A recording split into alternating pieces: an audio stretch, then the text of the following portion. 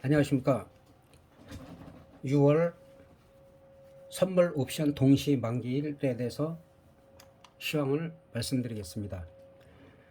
미국 시장은 강한 흐름을 보이고 작년의 고점을 향해서 가고 있는데 최근의 흐름은 횡보를 계속하고 있습니다.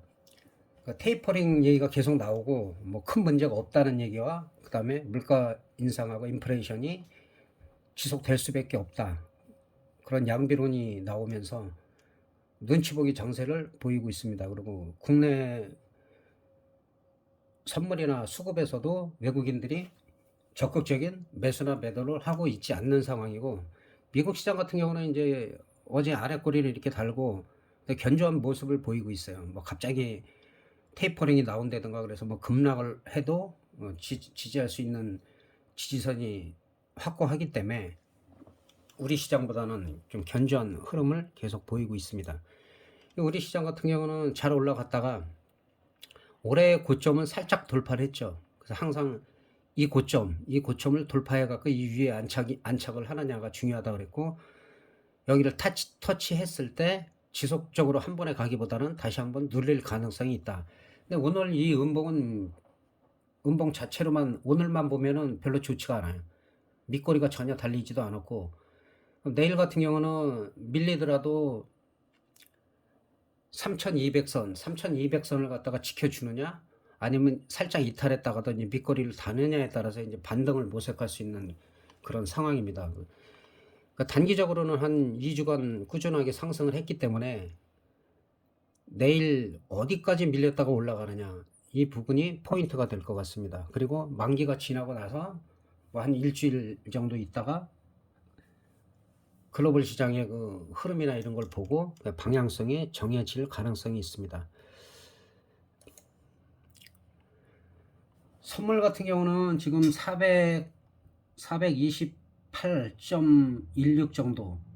그래서 등 가격이 한 2.5 정도, 2.45 정도에서 지금 형성이 되고 있는데, 이 선물 이것도 별로 좋지가 않죠. 별로 윗거리가 달리고 음봉이 나와가지고 마찬가지로 내일은 425를 지지하느냐, 밀리더라도 425 그 위까지 밀렸다가 올라가느냐, 바로 여기서 급등하기보다는 장 초반에는 살짝 밀었다가 오히려 밑거리를 달고 올라가야지 탄력을 더 받을 수가 있습니다. 현재 상황으로서는 그닥 좋지가 않다는 거. 그리고 옵션 흐름을 보면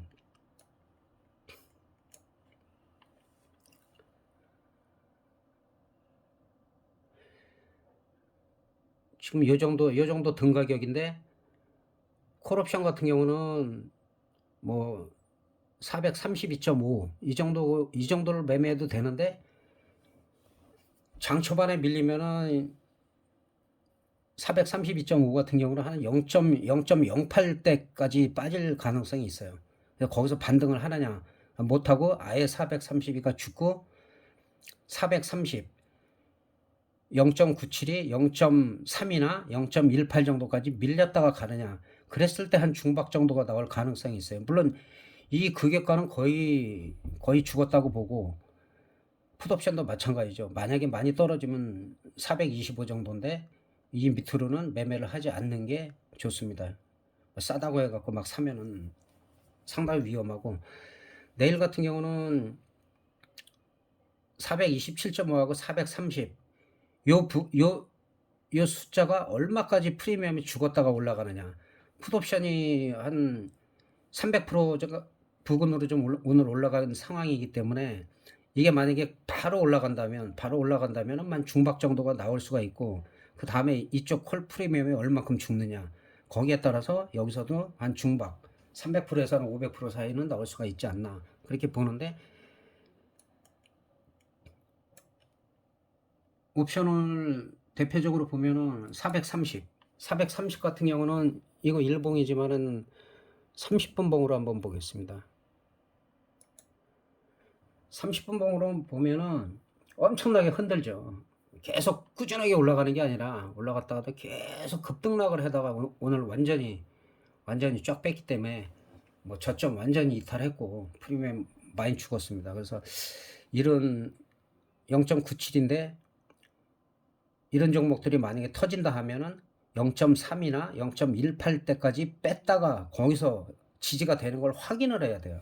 확인을 하고 그 저점에서는 50%나 100% 이상 올라갔을 때, 그리고 계속 지지가 될 때, 그럴 때가 매수 기회가 될 것 같습니다.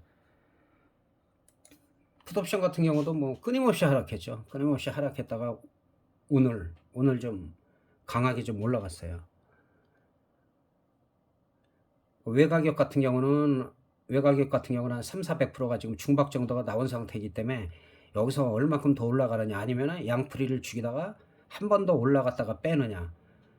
콜옵션이 초반에 아침에 개파락 만약에 한다면 개파락 해갖고 풋옵션을 죽인 상태에서 저점을 안 깨면 또 한 번 더 풋옵션도 갈 가능성이 있습니다. 그래서 아직까지는 적극적인 매수 기회가 아니고 오히려 갭이 오히려 2포인트 안팎으로 갭이 나온다면 오히려 그때는 양매수를 해도 괜찮은 시점이 아닐까 그렇게 생각하고, 그 다음에 장 초반에는 가급적이면 선물 위주로 하고, 그 다음에 옵션은 방향성을 보고 최소한 한 10시 반 정도면 흐름이 나오니까 그 정도 지켜보다가 매매하는 게 낫고, 그리고 장 초반에 매매를 많이 하시는 분들은 봉을 한 3개에서 5개 정도 5분 봉을 보고, 그리고 한 20분 30분 정도 확인을 한 후에 들어가는 게 안전하게 매매를 할 수가 있습니다. 그래서 처음부터 막 들어가면 상당히 위험하니까 그런 부분을 좀 참고해 주셨으면 될 것 같습니다.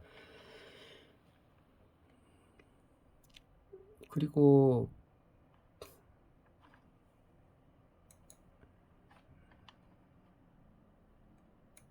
주식 같은 경우는 선물옵션 동시 만기일이기 때문에 지난주에는 흐름이 좋았죠. 지난주에는 전고점을 돌파하고 작년 고점까지도 뭐 돌파할 기세였었는데, 일단은 당연히 조정을 받고 있고, 항상 이 전고점을 돌파하고 윗꼬리가 달리고 음봉이 나올 때는 항상 정리를 해주는 게 좋다.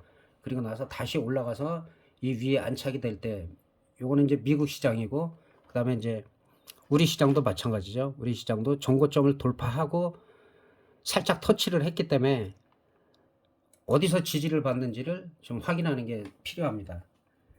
종목 몇 종목만 살펴보겠습니다.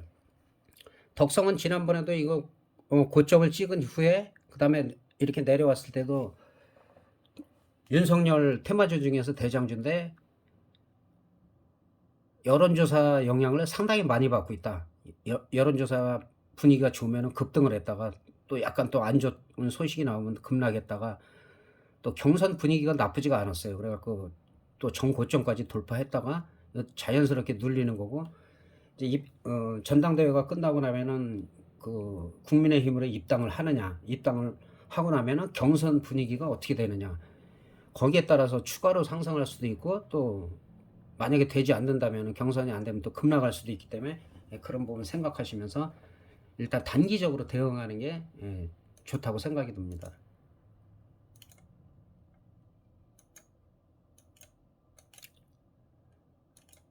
그 다음에 요즘 시장이 지지부진한데 한국전력 같은 경우 예전부터 2만원대 22,000원대는 매수 타임이다. 그런데 여기서 24,000원을 돌파해야지 추가적으로 상승할 수도 있다고 했는데 거의 뭐 27,000원까지 넘었다가 지금 살짝 눌리고 있어요. 그러니까 이런 종목들은 예를 들어 가지고 눌릴 때마다 사가지고 중장기로 가져가시라고 했는데, 그럼 항상 뭐 어느 정도 수익이 꾸준히 날 수 있는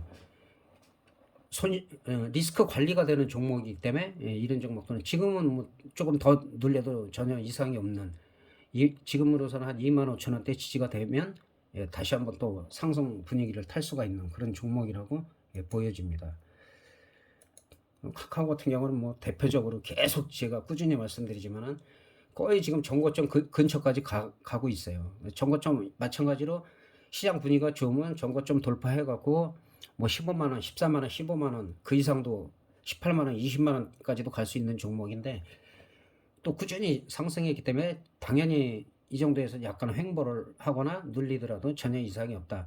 지난번에 10만 5천원, 11만원대가 매수 기회다. 여기서 정확하게 12만 지금 한 9천원대까지 지금 올라가 있는 상태입니다. 11만원대에서 흐름 나쁘지 않고,